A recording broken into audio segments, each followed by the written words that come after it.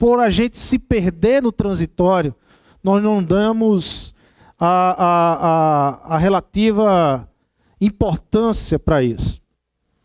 1 Pedro 1,12 diz assim, a eles, e aqui Pedro está se referindo aos profetas, porque ele vem numa construção de como a palavra de Deus chegou até aos dias dele, né, aos dias dos apóstolos, aquele tempo, e como essa palavra ela vem se desenvolvendo desde o Antigo Testamento.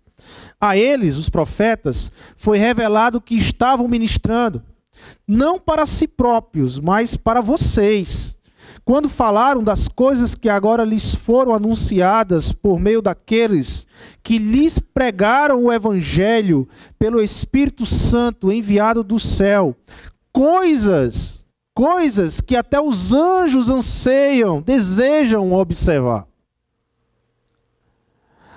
Eu não sei até que ponto vai a sua ideia de você, como igreja, de nós como igreja, nós estarmos vivendo um tempo de privilégio. Um tempo de privilégio em meio a um mundo transitório, em tempo de privilégio, em meio de um mundo que vive um caos, mas um tempo de privilégio. E às vezes essa palavra privilégio, muitas vezes são perdidas, muitas vezes é perdida na nossa caminhada.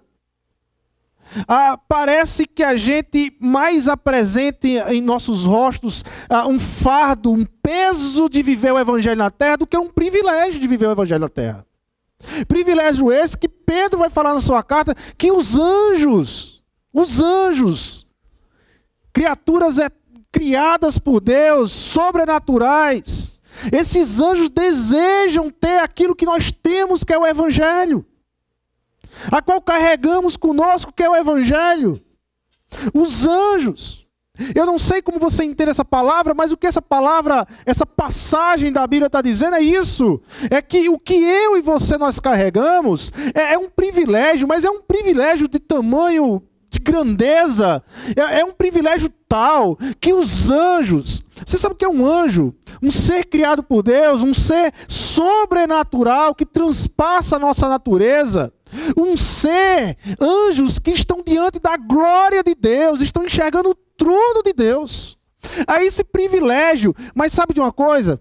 Esses anjos, quando eles olham para nós, existe algo em nós, nós carregamos algo que eles desejavam ter com eles. Que era desejo deles, mas eles não têm, é privilégio nosso.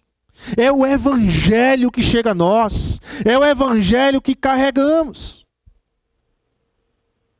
Então, diante, às vezes, do caos, diante do sofrimento, diante das dores que insistem em caminhar conosco, dores de perda, dores de negação, diante dessa confusão que às vezes nos cerca, muitas vezes nós somos tomados, nós, igreja do Senhor, nós somos tomados por um sentimento de desesperança. Porquanto que para nós foi justamente chamado para sermos os proclamadores da esperança. E muitas vezes a gente não tem noção do privilégio que é ser igreja do Senhor na terra, no meio do caos, no meio do mundo transitório. É privilégio. Carregamos aquilo que é a esperança de Deus para esse mundo. Mas muitas vezes perdemos isso, nos deixamos perder porque muitas vezes nos prendemos ao que é transitório e perdemos de vista o que é eterno, o que está guardado para nós e para todos aqueles que recebem Cristo Jesus como Senhor e Salvador da sua vida. Perdemos essa percepção e olhando para a igreja às vezes abatida, a igreja apresenta a maior incoerência que pode existir nesse universo. A maior incoerência. Algo que deveria ser um privilégio, algo que deveria ser algo bom, algo que deveria ser algo extraordinário, algo que deveria nos enchermos de alegria todos os dias. Às vezes a gente olha para a vida de alguns e parece que é um fardo. Parece que é um peso carregar o Evangelho aqui nessa terra. É um fardo. Uma coisa que, sabe... Às vezes a gente se encontra com pessoas que mais contam de histórias tristes do que de histórias alegres. Porque a vida dessa pessoa está conectada ao transitório e ainda não se conectou, parece que não percebeu que a vida dela agora é conectada na videira que é verdadeira, em Jesus Cristo, aquele que produz frutos eternos em nossa vida. A gente precisa despertar para isso, e não poucas vezes a igreja foi desafiada a despertar para a realidade do eterno, a olhar o transitório não na perspectiva apenas do transitório, mas a olhar o transitório na perspectiva do eterno. Jerusalém, início da história da igreja. A igreja presa lá em Jerusalém porque os apóstolos acreditavam que o evangelho era para ser prego para judeus e não para todos. E a igreja passou 10 anos em Jerusalém sem pregar o evangelho para os de fora.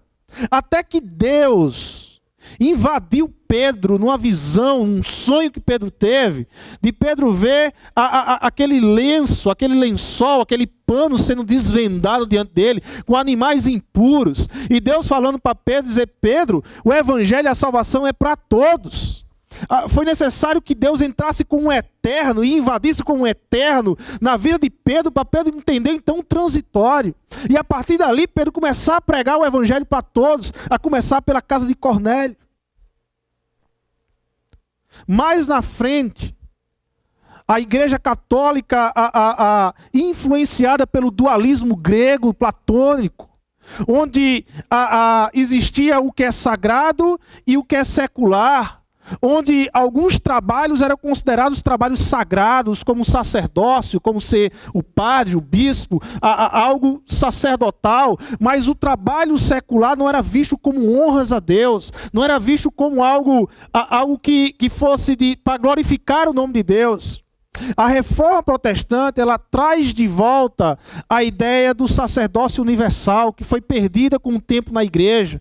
Ela traz de volta essa ideia do sacerdócio universal, onde agora não existe um sacerdote, não existe um representante de Deus na terra, mas todos nós agora somos sacerdotes, todos nós agora estamos diante de Deus. Todo mundo tem acesso a Deus. Eu não preciso mais de alguém que seja meu interlocutor aqui na terra para eu chegar a Deus. Não, agora eu mesmo posso chegar ao Deus Todo-Poderoso. Eu mesmo posso chegar diante de Deus. Ao sacerdócio universal. E uma das coisas que foram reconstruídas através da reforma foi a ideia da honra do trabalho, da vocação. Ou seja, cada trabalho agora era vocacionado, não existia mais aquele que trabalha vocacionado. Todos os trabalhos são vocacionados, todos os trabalhos são para a glória de Deus. Não existe mais mundo secular e mundo sagrado. Existe um mundo cristão criado por Deus. Aonde eu estiver, ali está um homem ou uma mulher que glorifica a Deus através do seu trabalho, através do seu ofício. Aquela célebre frase de Lutero, né? O sapateiro faz sapatos para a glória de Deus. E esse foi um dos grandes adventos, um dos grandes legados da reforma protestante, de entender o transitório a partir do eterno. Cada criatura é criatura de Deus. Cada ofício agora é um ofício que pertence a Deus para glorificar o nome de Deus. Se eu sou médico é para a glória de Deus, se eu sou psicólogo é para a glória de Deus, se eu sou sapateiro é para a glória de Deus, se eu sou advogado é para a glória de Deus, e eu vou trabalhar isso para glorificar o nome de Deus. A minha profissão é para a glória de Deus. Então tudo muda, porque o meu relacionamento com a minha profissão muda, o meu relacionamento com os meus amigos na profissão muda, tudo muda quando eu percebo que tudo, como diz o apóstolo Paulo em 1 Coríntios, tudo é para a glória de Deus. Não é algumas coisas, mas agora é tudo para a glória de Deus. É bem verdade que essa ideia de sacerdócio universal, que começa com um retorno na reforma protestante, ela é perdida em meio à reforma protestante através de movimentos como anabatistas e movimentos como o puritanismo inglês, que se perde e mistifica muito a ideia do relacionamento com Deus, acaba trazendo um místico, e isso prejudica, e a gente vê até os dias de hoje em igrejas cristãs que existe um dualismo na mente das pessoas, que acha que quando terminar o culto aqui, não existe culto lá fora, que o culto na minha casa não existe. Existe, porque se a sua vida cultua a Deus, se a sua vida é um culto a Deus, aonde você está é culto a Deus. Aonde você está, glorifica a Deus. Aonde você vai, é culto. Na verdade, isso aqui é parte do culto da sua vida. Mas isso aqui não é o resumo de culto da sua vida. É parte, é uma pequena parte de 1h30 que você cultua em toda a sua vida. E a gente precisa pensar nisso aí. E nos nossos dias, esse dualismo, então, é muito forte. A vida secular e vida sagrada. Tem pessoas que quando saem no domingo à noite do culto, na segunda-feira, na mente dela, aqui começa a minha vida secular, aqui começa a minha vida, e ela não entende que, na verdade, tudo é vida com Deus, tudo é para a glória de Deus, tudo é culto com Deus, e os relacionamentos dela, a forma como ela se relaciona com o esposo, com a esposa, com o filho, com os pais, com os amigos na escola, tudo é um culto a Deus. A minha vida é um culto a Deus. Então toda ela, de forma integral, é um culto a Deus. Acredito que a maior luta de um cristão em missão é entender essa relação do transitório com o eterno. É não abraçar essa visão dualista que é tão forte na nossa mente ocidental, né, platônica que a gente tem, dualista, grega, de viver ora o escapismo escatológico, né? Pessoas que vivem o escapismo escatológico. É aquelas pessoas que ficam esperando as últimas coisas acontecer e não querem se envolver com nada nessa terra. Né? Não querem criar amizades, não querem amar pessoas. Eu não vou me envolver com nada nessa terra, porque tudo nessa terra não presta, porque o que é material não presta, é uma mentalidade platônica, e mesmo sem a gente saber quem é Platão, às vezes a gente tem essa mentalidade, e a gente não quer se envolver com nada, porque na verdade o que me interessa é a vida eterna que eu vou ter posteriormente com Deus. Não entende ainda que a vida eterna na verdade já começou. Ela já foi startada a partir do dia que Deus nos salvou e nos chamou para uma realidade de relacionamento com Ele. E também o outro escapismo, o escapismo moral. Né? Ou às vezes a gente vive esse escapismo escatológico ou escapismo moral, quando a gente entra na licenciosidade ou na religiosidade. Ou a gente vai para o extremo e vive uma vida imoral, ou a gente vai para o outro extremo e acredita que a moralidade pode nos salvar. E não a pessoa de Jesus Cristo.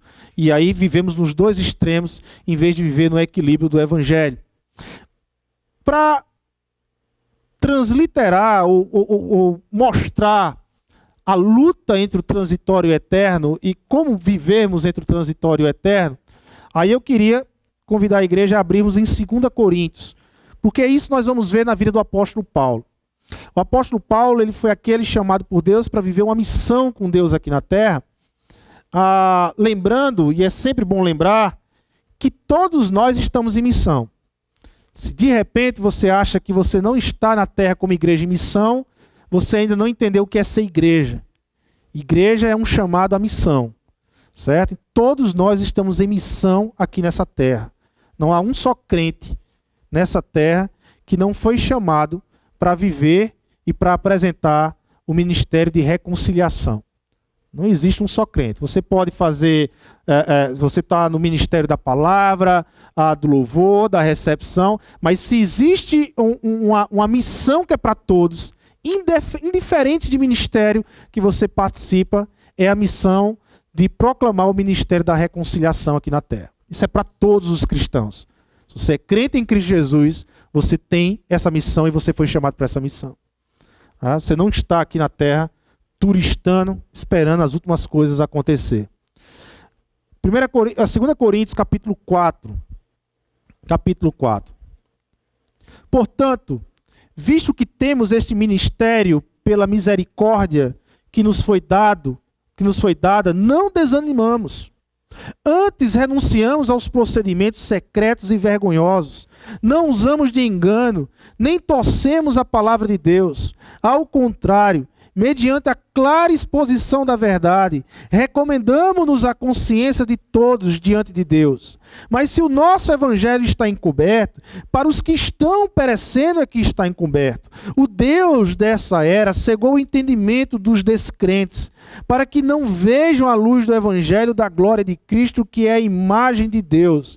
Mas não pregamos a nós mesmos, mas a Jesus Cristo, o Senhor, e a nós, como escravos de vocês, por causa de Jesus.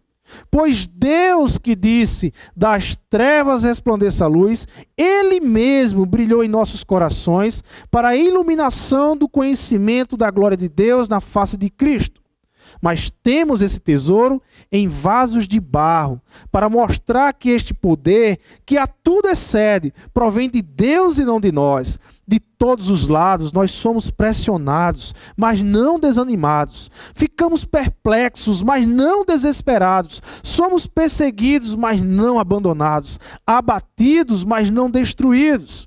Trazemos sempre em nosso corpo o morrer de Jesus, para que a vida de Jesus também seja revelada em nosso corpo. Pois nós que estamos vivos somos sempre entregues à morte por amor a Jesus, para que a sua vida também se manifeste em nosso corpo mortal. De modo que em nós atua a morte, mas em vocês a vida. Está escrito: crie, por isso falei. Com esse mesmo espírito de fé, nós também cremos e por isso falamos. Porque sabemos que aquele que ressuscitou o Senhor Jesus dentre os mortos, também nos ressuscitará com Jesus e nos apresentará com vocês. Tudo isso é para o bem de vocês, para que a graça que está alcançando um número cada vez maior de pessoas, faça que transborde as ações de graças para a glória de Deus.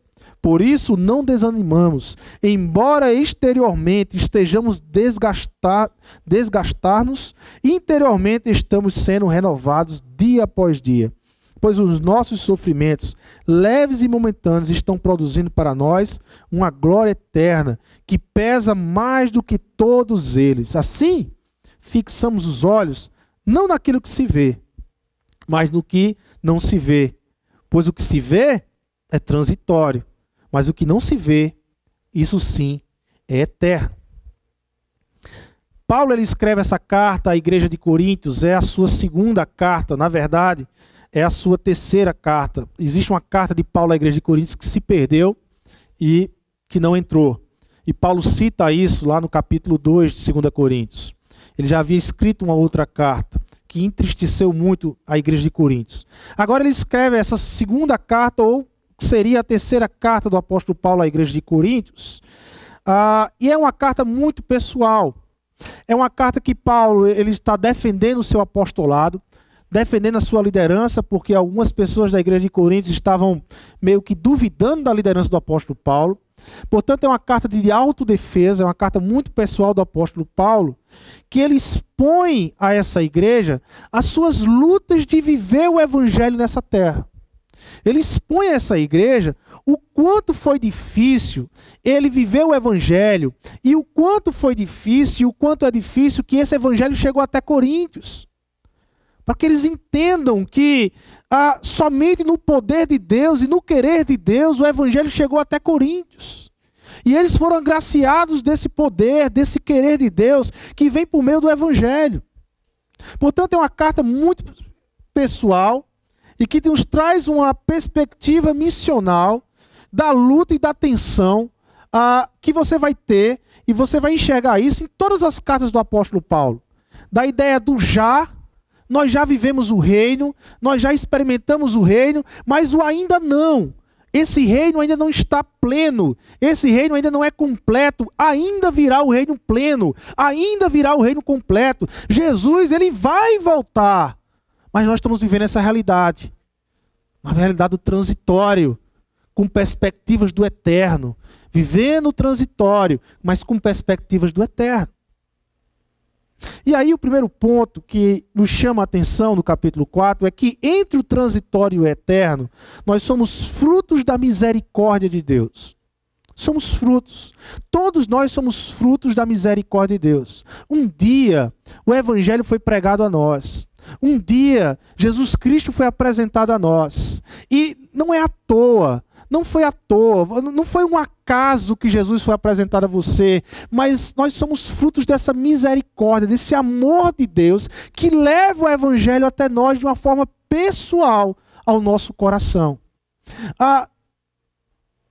Já disse um teólogo, eu me esqueço agora quem foi que disse isso, mas o caminho mais curto, mas o caminho mais difícil de percorrer é entre o cérebro e o coração. Um dia o evangelho chegou no seu cérebro. Você teve conhecimento do evangelho. Mas para que esse evangelho descesse para o teu coração e que lhe motivasse a viver por ele, a viver sobre ele, só Deus pode fazer isso, irmãos. É por isso que nós somos frutos da misericórdia de Deus. Porque no dia que o evangelho chegou no nosso coração, foi o dia que nós experimentamos o amor de Deus, a misericórdia de Deus. Eu quero que o evangelho saia da sua mente e desça para o teu coração. E ele se torne, então, a sua forma de vida, a sua perspectiva de vida, a partir do evangelho. Nós temos muitos motivos em Cristo para nos enchermos de alegria. Mas o grande motivo não são as bênçãos materiais. O grande motivo não é o transitório, mas o grande motivo foi o eterno que aconteceu na nossa vida. Veja no capítulo 3, a partir do verso 6 de 2 Coríntios, veja como Paulo ele vai falar de uma revelação que foi dada no Antigo Testamento, mas que essa revelação que nós recebemos hoje, o Evangelho, é muito maior, é muito mais gloriosa do que aquela do passado. Não é que aquela do passado não tenha seu valor, mas essa tem valor eterno. Aquela do passado era transitória. Essa agora é eterna. Versículo 6 do capítulo 3 de 2 Coríntios. Ele nos capacitou para sermos ministros de uma nova aliança, não do antiga, de uma nova aliança. Não da letra, mas do Espírito. Pois a letra mata, mas o Espírito que vivifica. O ministério que trouxe a morte foi gravado em letras em pedras. Ele está se referindo a Moisés, tá certo? Mas esse ministério veio com tal glória que os israelitas não podiam fixar os olhos na face de Moisés por causa do resplendor do seu rosto, ainda que desvanecente. Não será o ministério do Espírito ainda muito mais glorioso? É isso que Paulo está questionando. Se era glorioso o ministério que trouxe condenação, as leis trouxe condenação sobre Israel, quanto mais glorioso será o ministério que produz o quê? Justificação. Justificação. Pois o que outrora foi glorioso, agora não tem glória em comparação com a glória insuperável. E se o que estava se desvanecendo se manifestou com glória, quanto maior será a glória do que o quê?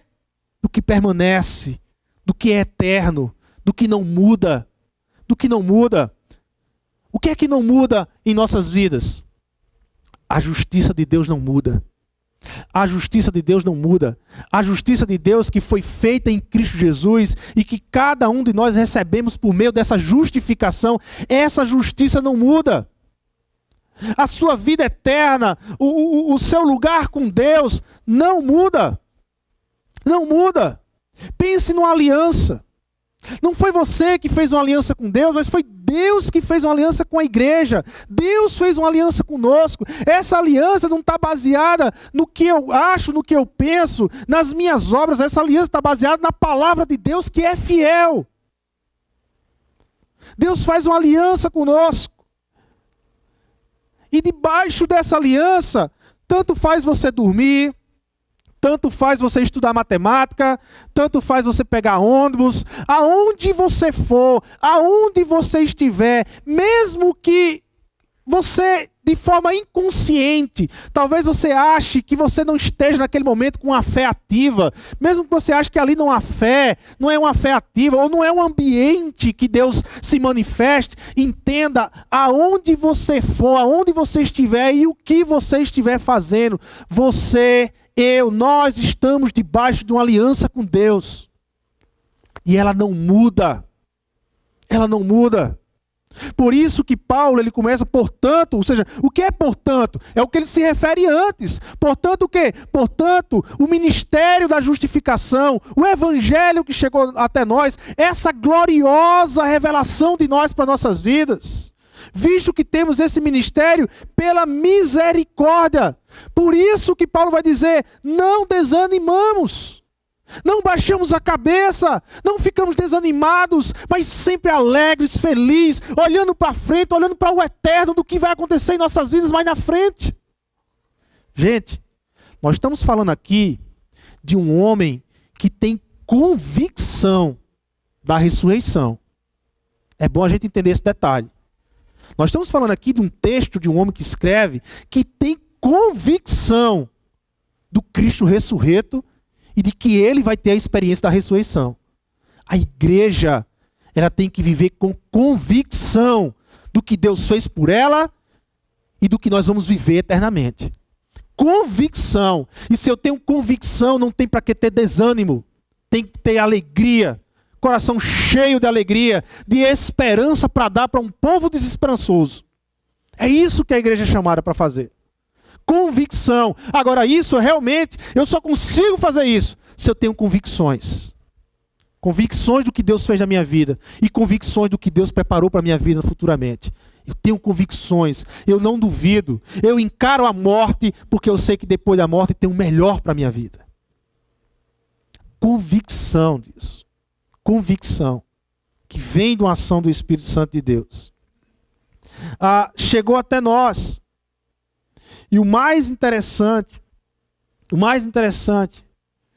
é essa convicção que motiva o apóstolo Paulo. Veja aqui no texto, no verso 13 do capítulo 4. Está escrito, criei, por isso falei, com esse mesmo espírito, né? Sentimento, aqui espírito com E minúsculo, não é Espírito Santo, é sentimento. Com esse mesmo sentimento, com esse mesmo espírito de fé, nós também cremos e por isso falamos. Por quê? Porque Paulo fala, porque Paulo não, ele crê, porque Paulo vive motivado, apesar das lutas, da prisão, apesar de apanhar, apesar da fome, apesar de tudo, Paulo é feliz em pregar esse ministério, é feliz de viver o ministério da pregação da palavra. Por que isso? Aí Paulo vai dizer no verso 14, porque sabemos que aquele que ressuscitou o Senhor Jesus dentre os mortos, também nos ressuscitará com Jesus e nos apresentará com vocês. Tenho convicção disso.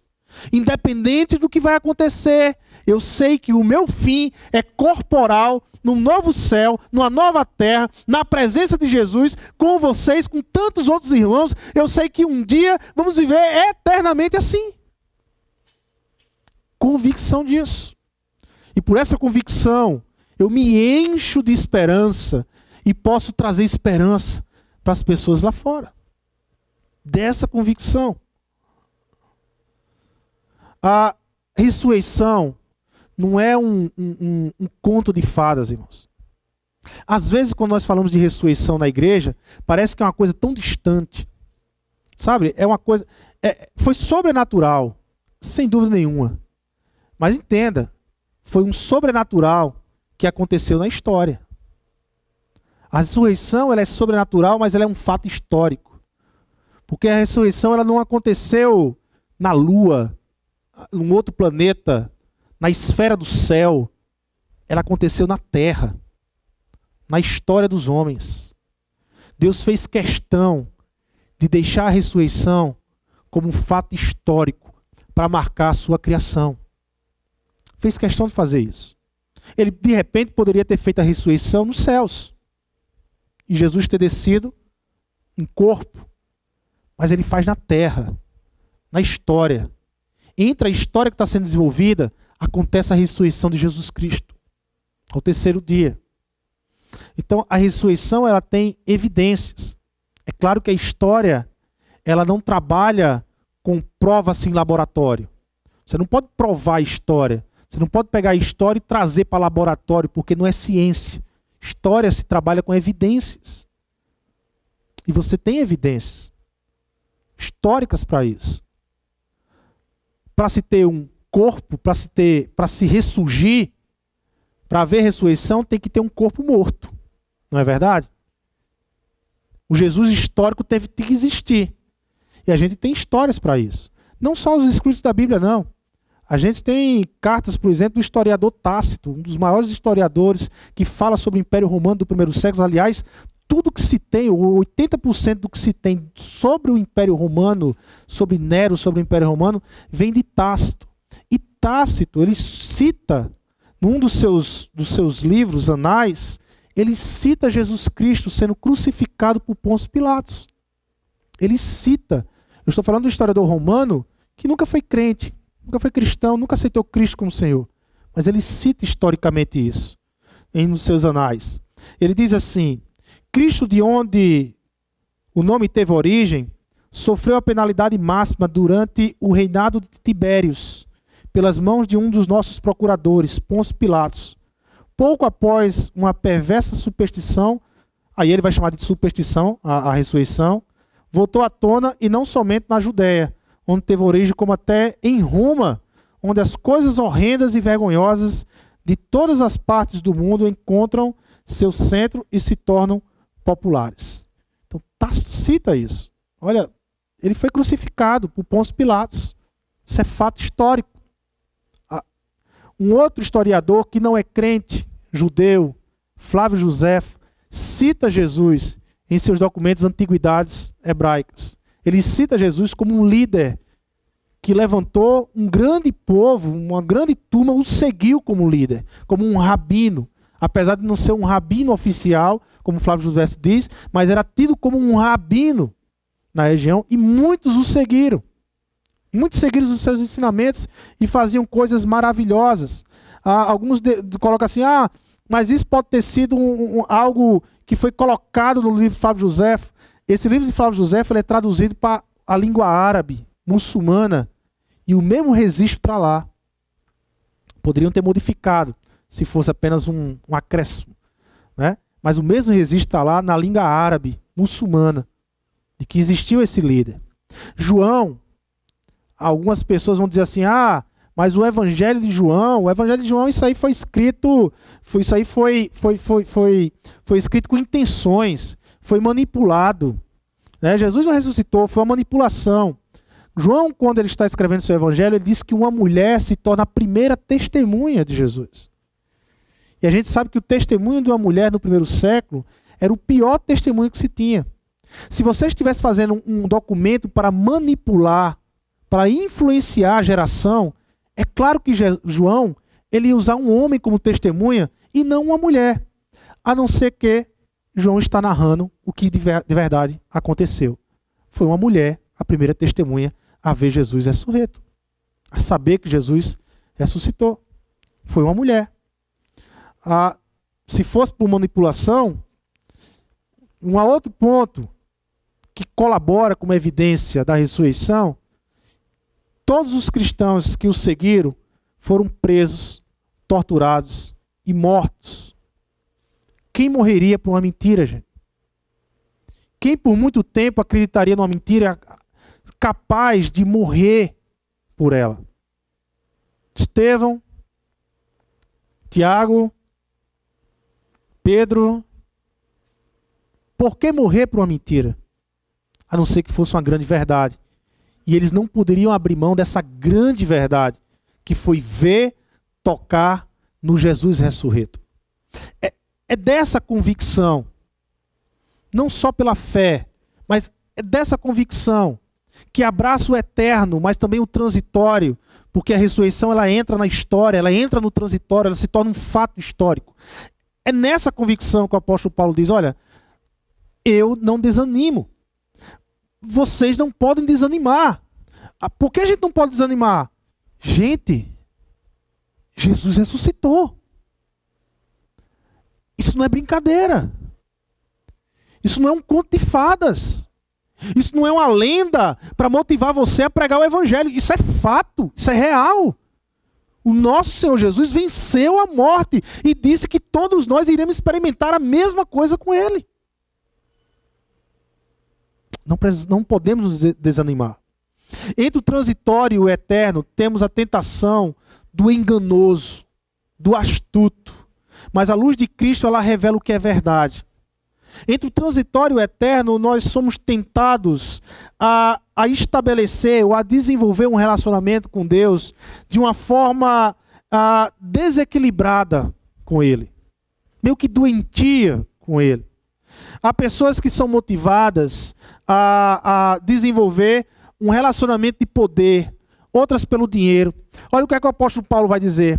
Antes, versículo 2, capítulo 4, antes renunciamos ao procedimento secreto e vergonhosos. Não usamos de engano, nem torcemos a palavra de Deus. Ao contrário, mediante a clara exposição da verdade, recomendamos-nos à consciência de todos diante de Deus. Mas se o nosso evangelho está encoberto, para os que estão perecendo é que está encoberto. O Deus desta era cegou o entendimento dos descrentes, para que não se vejam a luz do evangelho da glória de Cristo, que é a imagem de Deus. Mas não pregamos a nós mesmos, mas a Jesus, o Senhor, e a nós como escravos de vocês, por causa de Jesus. Então, o que Paulo está dizendo é que, olha, existe entre vocês na igreja de Coríntios que está pregando por dinheiro, que está interessado mais em dinheiro. Existe na igreja de Corinto aqueles que estão pregando por poder, que estão interessados mais em poder. Pessoas que querem se glorificar e não pregar a glória de Cristo. Pessoas que estão atrás do dinheiro do povo e não da salvação do povo. Gente, que texto atual para os dias de hoje. Como nós temos pessoas sendo influenciadas ou querendo um relacionamento com Deus, a um relacionamento de poder, motivado pelo poder. Pessoas que querem se sentir acima das outras. Pessoas que querem esse evangelho triunfalista que se prega hoje, que você é o cabeça, que você nasceu para ser o rei, para ser o príncipe de Deus, e por isso você tem que sair pisando na cabeça de todo mundo. Quem não é de Cristo é abaixo de você, e você tem que pisar quem não é de Cristo, porque são pessoas que estão se relacionando com Deus em busca de poder. Eu vou buscar um relacionamento com Deus porque eu quero ser o gerente da empresa, porque eu quero ser o tal da empresa, porque eu quero conquistar poder para mim. E há aquelas por interesse de dinheiro. Agora, o pior não são as igrejas, não são os falsos profetas, mas pior são as pessoas.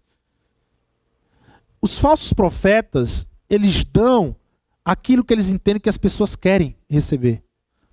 Então, em algum momento, eles olham para a humanidade e dizem, na verdade, o que elas não querem Deus. Elas querem status. Elas querem poder. Vamos pregar, vamos manipular a palavra para dar status e poder para elas. E elas vêm para a igreja. Na verdade, as pessoas não querem Deus, as pessoas querem dinheiro. Crise econômica, então imagine, período de crise econômica no Brasil, as pessoas estão atrás disso aqui, ó. Então vamos manipular a verdade da palavra de Deus para que elas venham para as igrejas atrás de dinheiro, achando que vão enriquecer, atrás de dinheiro.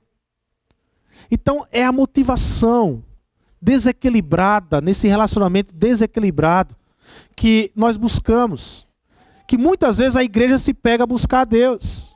Na luta de viver o transitório, no meio de crise financeira, no meio de crise de autoestima, nós somos tentados a buscar um relacionamento com Deus que seja de poder, que seja um relacionamento de dinheiro, que seja um relacionamento motivado pelo meu egoísmo, pelo meu individualismo. E Paulo ele vai dizer, nada mais do que a verdade de Deus tem que ser anunciada, tem que ser pregada e compreendida. A verdade de Deus ela é única. Ela é única. E não tem a ver com conquistas de poder, não tem a ver com conquistas de dinheiro, não tem a ver com transitório, com apego ao transitório. Tem a ver com o eterno, com receber Cristo o eterno, de viver pelo eterno. Sabemos o quanto Deus desse século tem cegado o entendimento das pessoas, mas a verdade é que a luz de Cristo, ela é mais poderosa, irmãos. Ela é mais poderosa. Veja o versículo 6. Pois Deus que disse, das trevas resplandeça a luz. Você sabe de onde é que Paulo está tirando esse texto? Lembra? Onde foi que Deus disse, haja luz? Lembra? Lá em Gênesis. Quando Deus está criando todas as coisas, e Deus diz, haja luz. Pois bem, Paulo vai dizer o seguinte, que esse mesmo Deus, que lá no início das trevas resplandeça a luz. Ele mesmo brilhou em nossos corações para a iluminação do conhecimento da glória de Deus na face de Cristo. Gente, que texto forte. O que Paulo está dizendo é que o mesmo poder que Deus criou todas as coisas foi usado em nós para nos recriarmos, para voltarmos a ser uma nova criatura. O mesmo poder, a mesma palavra que disse haja luz na criação, ela diz: você é meu, você me pertence, vem para mim porque você é meu. Esse mesmo poder, o mesmo poder que em meio ao caos, em meio ao disforme, deu forma a tudo. Esse mesmo poder, ele acalma o caos no nosso coração. Ele acalma aquilo que está disforme em nossa vida. E ele nos forma novamente. Ele aplana, ele nos dá paz. Paz. É o mesmo poder que criou todas as coisas. Nos dá paz. Nos dá paz. Terceiro ponto. Entre o transitório e o eterno, entendemos a beleza de nossa fragilidade. A partir do 7 até o verso 15, ele vai dizer: mas temos esse tesouro em vasos de barro. E logo depois ele vai dizer: de todos os lados somos pressionados. Vida transitória, mas não desanimados. Vida com os olhos no eterno. Ficamos perplexos. Vida transitória, mas não desesperados. É a vida que está no olho no eterno. Somos perseguidos, vida transitória, mas não abandonados. Entendemos que o eterno está sempre conosco. Abatidos é a vida transitória, mas não destruídos, porque temos os olhos no eterno. O que me faz acordar e acreditar todos os dias em uma humanidade melhor, em um povo que pode ser melhor do que é hoje. A única coisa que faz acreditar é porque eu sei que Deus está agindo na terra por meio da igreja. É porque eu sei que o evangelho é o poder de Deus para transformar a vida de todo aquele que nele crê. É nisso que eu acredito. É nisso que eu acredito que a humanidade pode melhorar, quando ela se depara com o evangelho e o evangelho entra na vida de uma pessoa. É quando o evangelho entra na vida de um pai que nunca deu atenção ao seu filho, e ele começa a perceber a atenção que o Pai Eterno dá para ele, e ele começa a mudar o seu relacionamento com o seu filho. São famílias que são transformadas, bairros que são transformados por meio do evangelho, cidades, países que são transformados por meio do evangelho. É nisso que eu acredito. Mas esse evangelho, que é o grande tesouro de Deus, ele colocou em nós, que Paulo, ele nos identifica como vasos de barro. É interessante porque na época que Paulo escreve esse texto, já existia vaso de ferro, já existia vaso de ouro, já existia vaso de porcelana, mas Paulo ele não usa nenhum desses vasos. Ele quer usar o de barro para representar a gente. Sabe por quê, irmãos? Porque o de barro é frágil. Porque o de barro quebra e é reconstruído por Deus. Porque nós, como vaso de barro, de tempos em tempos nós nos quebramos e precisamos ser reconstruídos por Deus. Não tem como viver o evangelho num mundo hostil sem ser quebrado. Não tem como. Mas sabe qual é a beleza disso? E o grande desafio disso é da gente desaparecer sem se anular. A beleza da fragilidade é que, na verdade, o que aparece é o poder de Deus que está em nós, e não nós. É quando realmente chegamos à conclusão: meu Deus, se eu consigo fazer tudo isso, não é pela minha fragilidade, porque eu sou um vaso de barro, mas é pelo poder que opera em mim, que me faz viver tudo isso. Essa é a beleza da fragilidade, na vida transitória, em meio à missão de viver o evangelho. Essa é a grande beleza. E o grande desafio de desaparecer para Cristo aparecer, mas sem se anular. Sem se anular. Na Idade Média, o cristianismo, ele abriu mão do mundo. Ele entendeu que o mundo era um mundo cheio de pecado, era um mundo distante de Deus, e que para viver a santidade de acordo com as Escrituras, ele tinha que abrir mão do mundo e se enclausurar em um local deserto, chamado de monastérios. Então ali foi criados os monastérios, geralmente em lugares desertos, onde os monges iam viver nesses monastérios, afastados do mundo, para viver uma vida mais santa para Deus. Esses monges, eles interpretaram as Escrituras erradas, eles não compreenderam o chamado de Deus, que era um chamado de Deus para viver no mundo. Deus tem nos chamado para viver o Evangelho no mundo, entre o mundo, sendo sal e luz do mundo. E não nos apar do mundo, mas é no mundo que nós vamos mostrar o que é ser cristão. É no mundo que nós vamos mostrar o desafio de viver o Evangelho. Esse é o desafio que Paulo, ele fala dessa luta do corpo. Aqui em 2 Coríntios, olha, abatido, mas não desanimado, perplexo, mas não desesperado. Por que Paulo passa por isso? Porque às vezes Paulo fica perplexo, mas não se desespera. Mas por que a perplexidade? Porque Paulo está no mundo. Paulo decidiu viver o Evangelho, não ir para um deserto. Paulo poderia muito bem ter sido salvo por Cristo e ter dito assim, sabe uma coisa? Eu já conheço Cristo ressurreto, eu sou salvo, eu faço toda a minha teologia, eu vou escrever minhas cartas, mas me deixe aqui nessa casinha no deserto, eu não quero contato com o mundo, não. Paulo vai viver o Evangelho no mundo. E é no mundo que ele fica perplexo. É no mundo que ele se sente abandonado, perseguido, mas não abandonado. É no mundo que ele vai ter as experiências. É no transitório. É no desafio de viver no transitório, olhando para o eterno, que Paulo vai viver o Evangelho.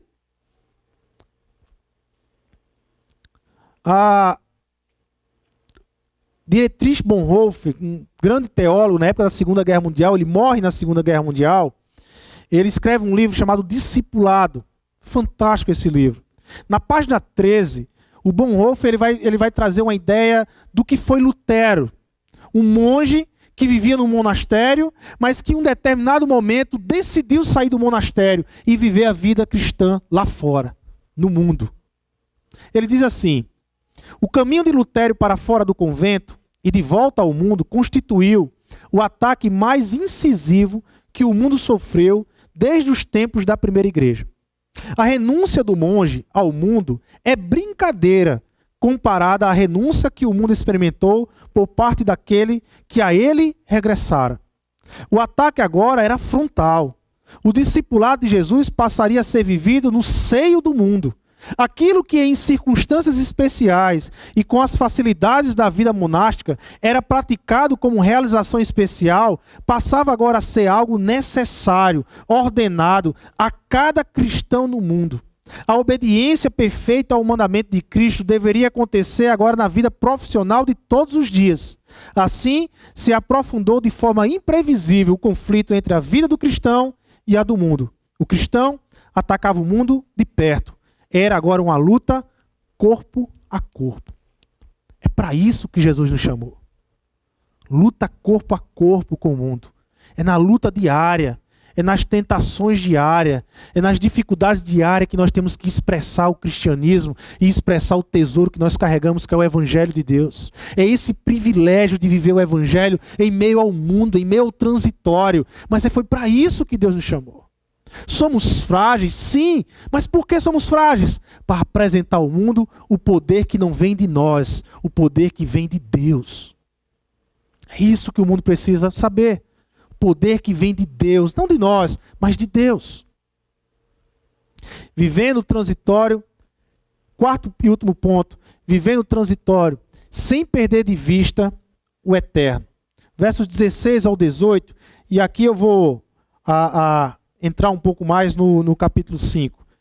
Por isso não desanimamos, embora exteriormente estejamos desgastados, interiormente estamos sendo renovados dia após dia. Aqui, Paulo ele vai expressar 3 contrastes que enaltecem a nossa vida cristã. Paulo ele vai observar 3 contrastes na nossa caminhada. Viver no transitório, irmãos, é viver o tempo todo nessa luta do contraste. Primeiro, corpo fraco, espírito renovado. O primeiro contraste que Paulo nos apresenta é isso. Exteriormente nós estamos nos acabando, mas interiormente nós estamos nos renovando. Corpo fraco, espírito renovado. O tempo ele molda rugas em nosso rosto, o corpo vai definhando, a máquina vai parando de produzir, né? Vai se parando aos poucos essa máquina e a gente vai indo. Mas ao mesmo tempo, a ideia da máquina aí significa que nós estamos nos aproximando de Deus. A cada cabelinho branco, não é isso, Assis? A cada cabelinho branco, a cada ano que passa, a gente está se aproximando mais de Deus, irmãos. Está se aproximando mais da grande experiência que a gente vai viver com o Senhor. Essa é a expectativa de um homem que tem convicções.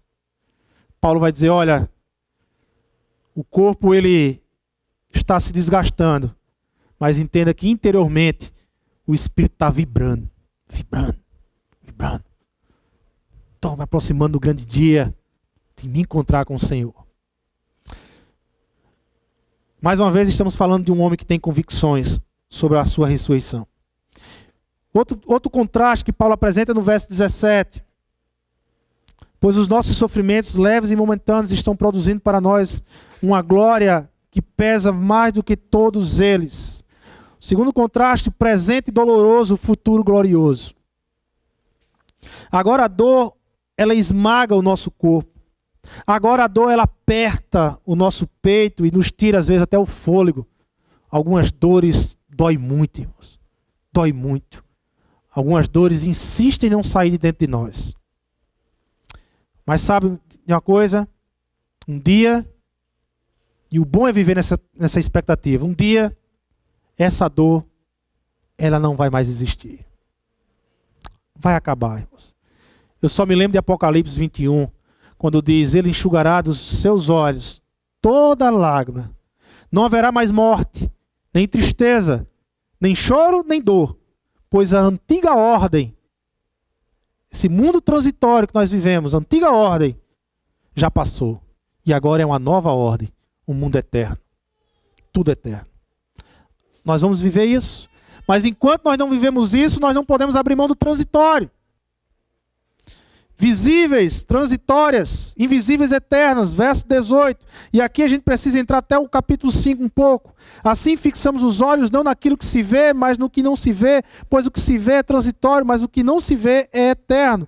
Sabemos que se for destruída a temporária habitação, nosso corpo terreno, em que vivemos, temos da parte de Deus um edifício, uma casa eterna nos céus, ou seja, um novo corpo, não construída por mãos humanas. Enquanto isso, gememos, ou seja, enquanto a ressurreição não chega, o que é que o nosso corpo faz? Geme. Nós gememos, é a luta.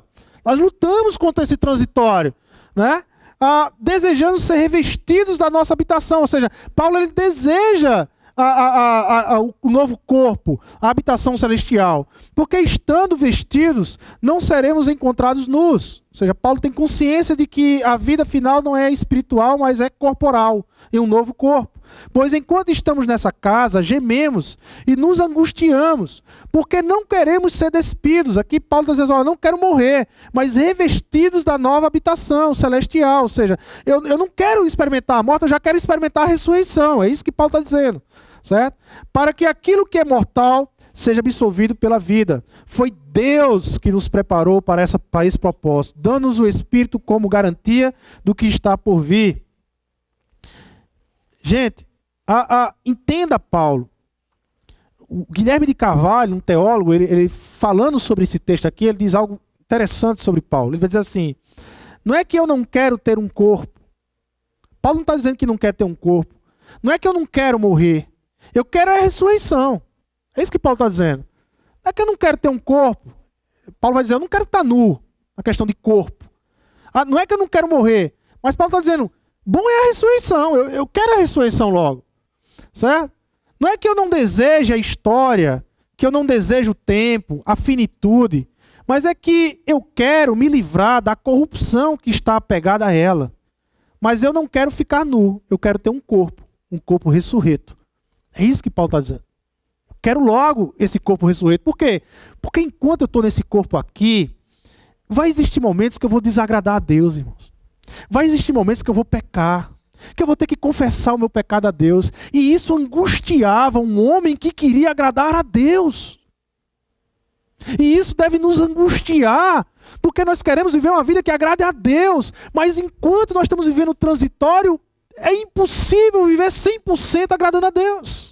É esse o dilema de Paulo aqui. O dilema de Paulo não é um dilema platônico, não é um problema platônico de se desligar da matéria porque a matéria é má e experimentar algo no canto espírito, não.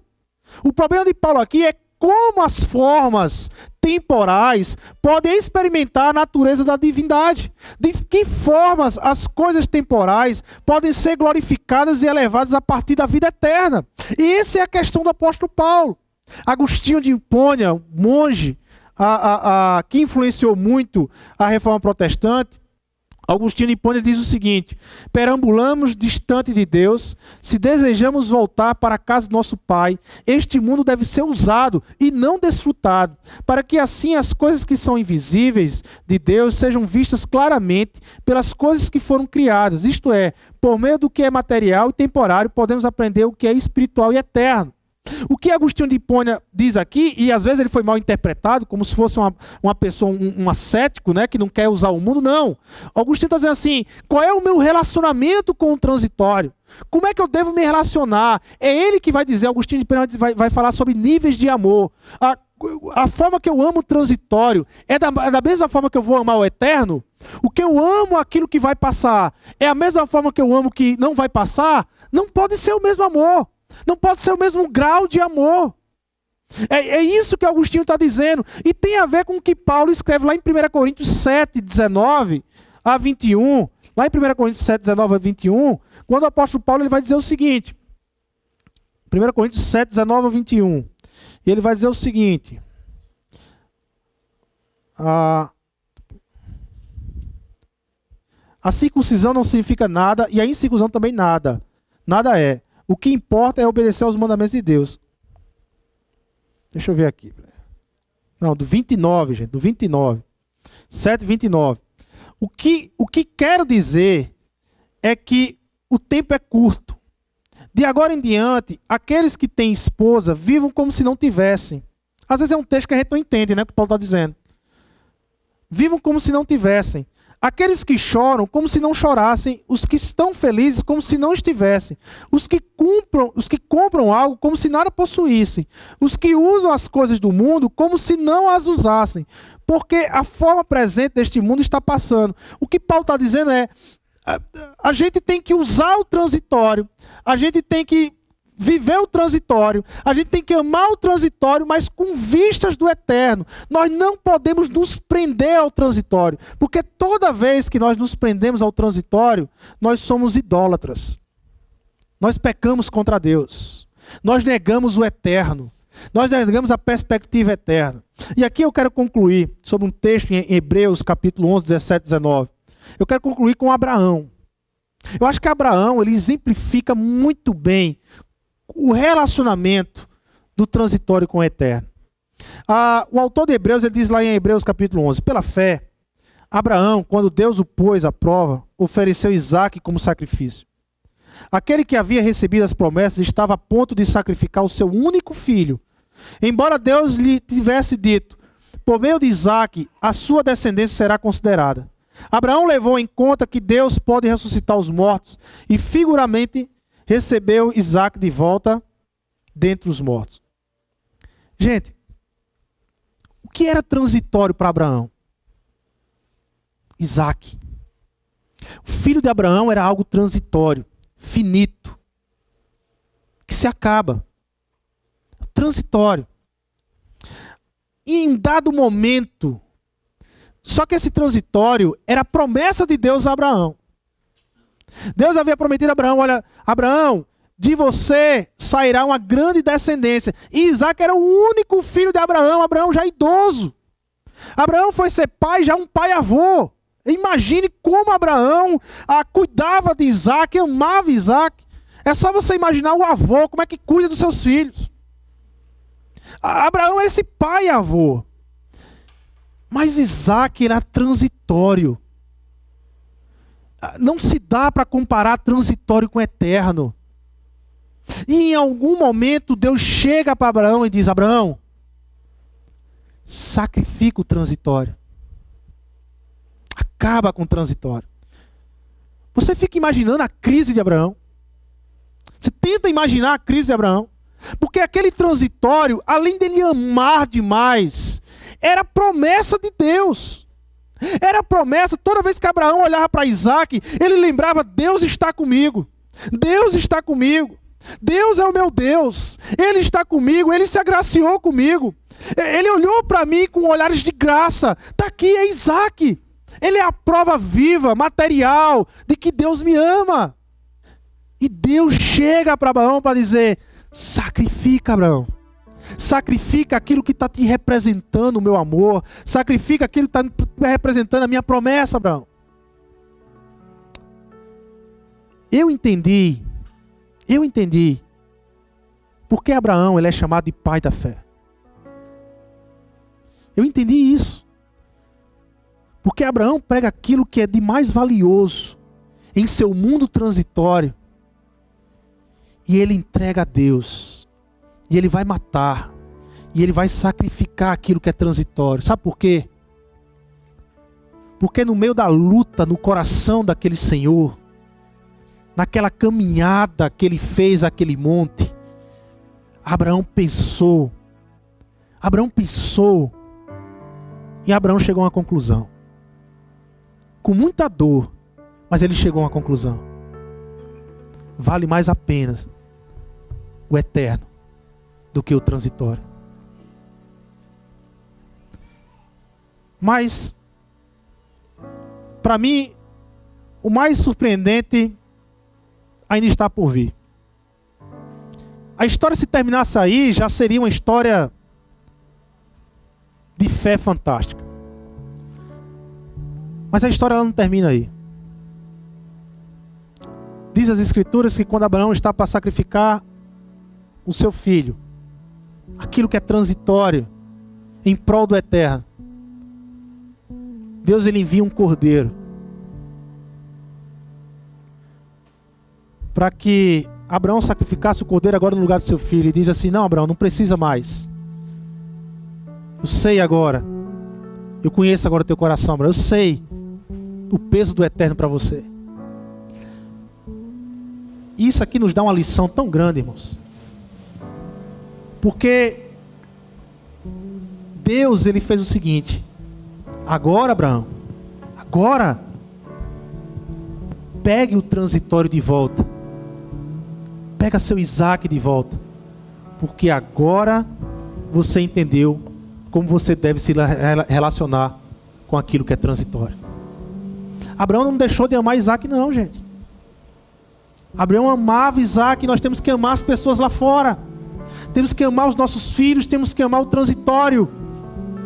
Sem perder de vista o que é eterno. Sem deixar de nos abater. Porque o que é eterno não muda. A justiça de Deus sobre nossa vida não muda. O mundo que está nos esperando, o novo céu e a nova terra, não muda. Está lá, nos esperando. Somos chamados a viver a missão no transitório, sem abrir mão do eterno. Amar cada pessoa, compreendendo cada pessoa lá fora, a partir do eterno. E aí, quando eu olho para uma pessoa que ainda não conhece Cristo, eu não olho para essa pessoa só como um descrente. Mas quando eu olho para ela com a perspectiva do eterno, eu digo: poxa vida, ela é criatura de Deus, especial do Senhor. Como seria bom ter ela na eternidade comigo. Proclamar o Evangelho. Não porque um pastor, porque uma sala me ensinou a dizer que eu tenho que evangelizar. Não. Porque agora eu entendo que todas as pessoas são criaturas de Deus. E eu sou motivado pelo amor de ter todas essas pessoas comigo na eternidade. É isso. É isso. O que é transitório é transitório. O que é eterno é eterno. Mas elas se juntam na proposta do Evangelho. Há uma união, há uma, sabe, há um motivo com esse evangelho. De fazer aquilo que é transitório. Como meu filho, como pessoas que a gente ama aqui nessa terra. E de tratar essas pessoas e trazer para essas pessoas uma perspectiva eterna para elas. Sabe, é isso que nos faz, que nos move. De olhar para cada transitório e dizer: você pode ser eterno. Vem comigo. Caminha comigo.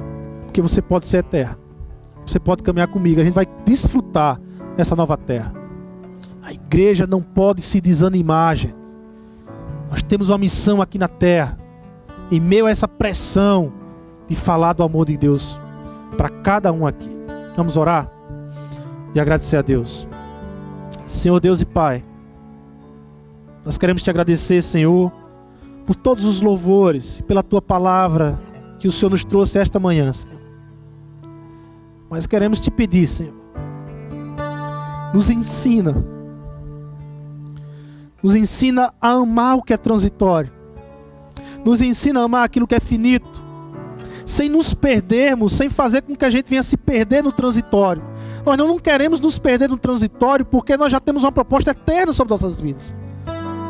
Mas nos ensina a nos relacionarmos no que é transitório, para vivermos o eterno, para vivermos esse equilíbrio que o Senhor nos chama para viver. Não abrir mão das pessoas, não abrir mão do transitório, mas sem perder de vista o que é eterno em nossas vidas. Nós te amamos, Senhor. Nós te amamos, Senhor. Nós te amamos, Senhor. Nós somos frutos da tua misericórdia e nós te amamos, Senhor. Então nos ajuda nessa caminhada. É em teu nome, Jesus, que nós oramos e te agradecemos. Amém, amém e amém.